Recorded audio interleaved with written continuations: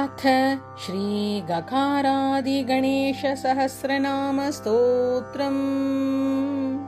ॐ श्रीगणेशाय नमः। ॐ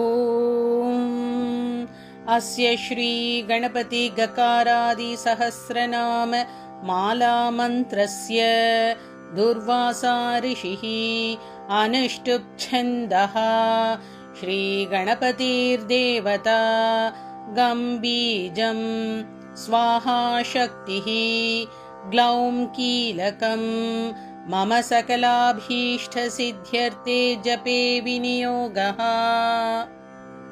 ध्यानं ध्याये नित्यं गणेशं परमगुणयुतं ध्यानसंस्थं त्रिनेत्रम् एकं देवं त्वनेकं परमरुचियुतं देवदेवं प्रसन्नं शुण्डादण्डाढ्यगण्डोद्गलितमदजलोल्लोलमत्तालिजालं श्रीमन्तं विघ्नराजं सकलसुखकरं श्रीगणेशं नमामि। ॐ गणेश्वरो गणाध्यक्षो गणाराध्यो गणप्रियः गणनाथो गणस्वामी गणेशो गणनायकः। गणमूर्तिर्गणपतिर्गणत्राता गणञ्जयः गणपोऽथ गणक्रीडो गणदेवो गणाधिपः। गणज्येष्ठो गणश्रेष्ठो गणप्रेष्ठो गणाधिराट् गणराट् गणगोप्ताथ गणाङ्गो गणदैवतम्। गणबन्धुर्गणसुहृद् गणाधीशो गणप्रतः गणप्रियसखशश्वद् गणप्रियसुहृत् तथा।